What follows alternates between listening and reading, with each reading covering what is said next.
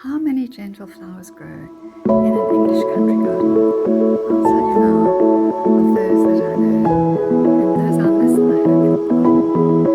So that's the beginning of the famous song made famous by many singers like Nana Muscuri and others. But it was first written in the 1700s, so it's an old English folk song, and it's just inspiration for this painting that I did previously, and for another one which I'm going to do today. Please continue watching, and I hope you enjoy. So today I'm going to be doing something different, in that I've learned now with my roses. The best thing is to do either a very light background or a very white sketch in the painting with a red pencil, and it's very hard to do with a red crayon. But anything else either is going to leave dark marks and smudge and be difficult to remove if I don't like it, and so on. So which was red, not as bright as I would like it, because now I've got it, I can't see it clearly. But I could have gone over it twice. I didn't want to do that, and I haven't completed the entire painting. In other words, I've put in the basics, and I'll add in what I want to add in when I see that there's space where things need to be added in. But I've basically got every type of flower that you would see in an English country garden. I've got some dahlias, I've got some daisies, I've got some daffodils, I've got a rose bush, I've got some carnations, I've got some bluebells, some more daisies, and I've got a big hollyhock growing up the side. So those are the flowers I want to put in. So that's not exactly the same as the other painting. But so that my idea now is I'm going to either paint around these diagrams with a very, very soft, very pale blue, where I want there to be sky showing through, and the rest will be a very, very pale, pale green around the flowers down here, where there'll be more foliage. So that, and I won't put colour into the flowers at all, not until I'm ready to paint them. Then I might paint them, well, once I've done the background, I will put some white into the flowers, because I do think if you paint over white, it also enhances the radiance of the colours. Obviously you have to leave it to dry, but that's not a problem. I'm not going to be painting this all in one sitting. So basically that's how I'm going to be approaching this painting, and I hope it's going to turn out beautifully. So I've decided to start with putting the white into the flowers. So with a little linseed oil on my brush, it's a big brush because I need a big brush to do the background. With a little linseed oil and quite a bit of white, not too much. This is a big brush size 22.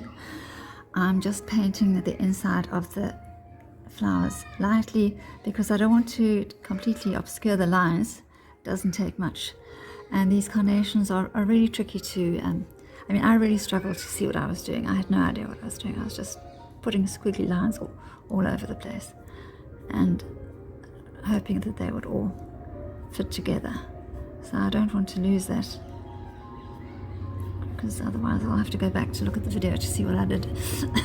And always when I draw, when I sketch flowers, I do them at different stages. So you'll have one that's big and fully open, one that's partly open, and one is a smaller one. At least like in,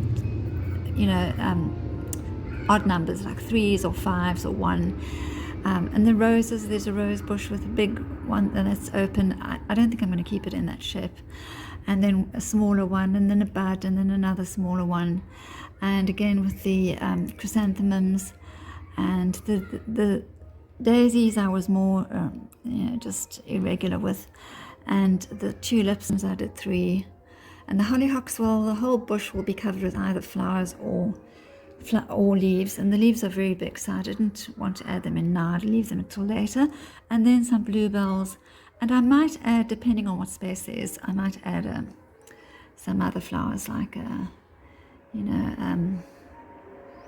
well, I'll see when I get there, because as it is, I can see that with the number of flowers that I have already, and once I add all the leaves and the foliage, there may not be space for anything else. So, and also I've decided that I'm not going to do the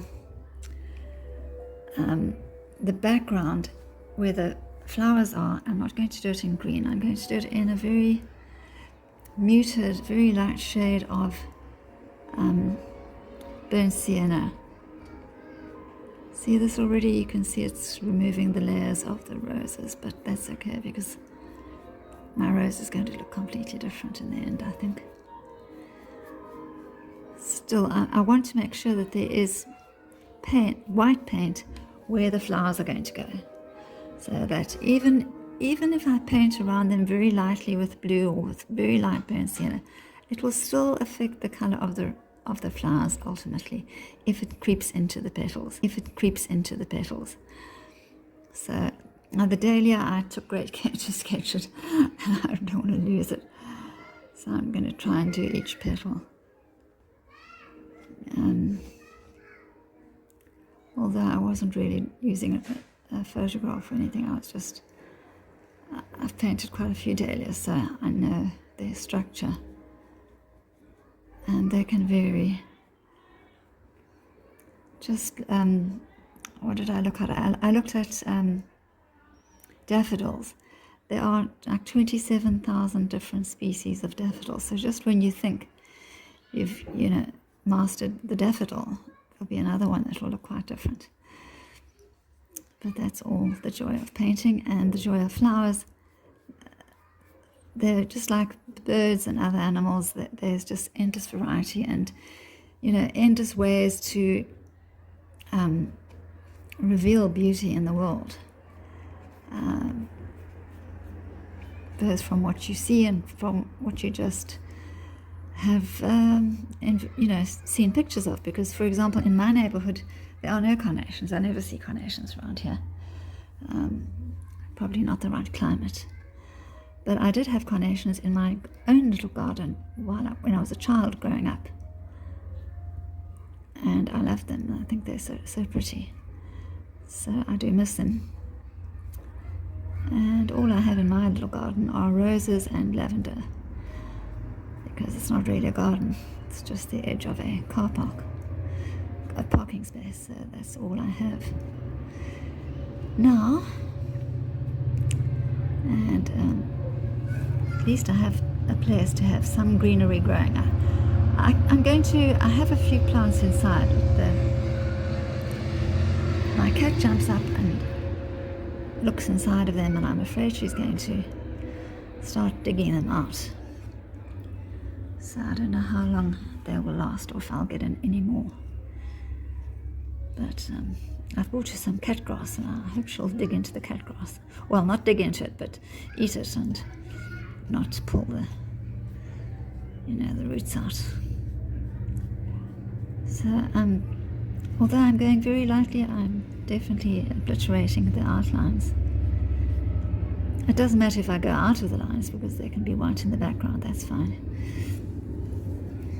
You can see I've started to add the burnt sienna and white mixture there, and it's come out a little darker than I intended, although it doesn't look dark inside here where I mix it. So clearly what I'm doing on inside here is not reflected on the canvas. So let me start now with something lighter here. That looks better. That's more like, especially around the center, I want it to be lighter, and then the colors can get darker as they go out.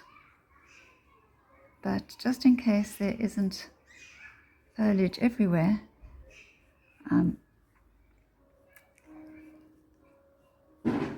I don't want dark brown showing through. I would rather have a light sienna, because that will just add to the lightness of the painting. And there will be a lot of leaves. I'm sure the foliage will cover everything in the end. There won't really be much background showing through. So I'll continue, and I'll bring you back when I've completed the background. So that's my background. You can see the burnt sienna.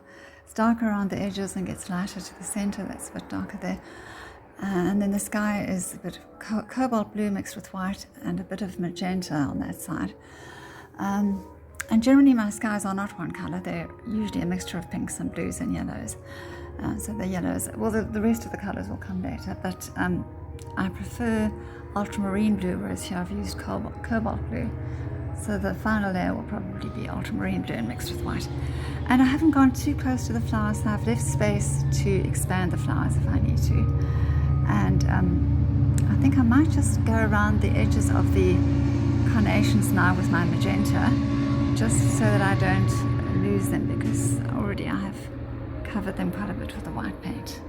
And then I'll leave it for tomorrow, because generally it takes a day to dry, but it might take a bit longer now it's winter. Well, I have outlined the two of the carnations, and I didn't exactly get the fully line I need with this big brush, but that's okay, I'll refine it in the end. But just to show you quickly, this one, it's a filbert brush, and I'm just using the edge, because the carnations, whatever color they are, they do seem to have like a darker edge, and then maybe it just appears that way, and then as the petals are separated, and then there are many layers, and it's difficult to convey all of the layers with a simple one-dimensional painting. But yeah, so that's what I'm going to do, and I think I already have lost some of the petals, but what can you do?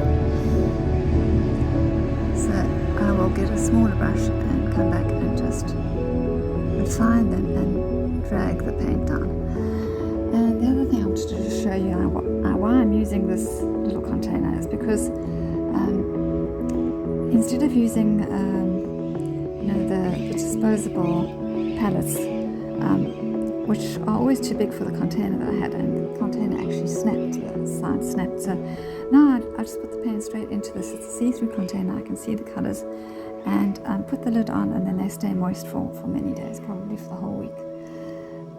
So I couldn't put away my paints last night, and I decided to block in the carnations, which was a bit of a mistake because I couldn't really see what I was doing, and the carnations just kept getting bigger and bigger.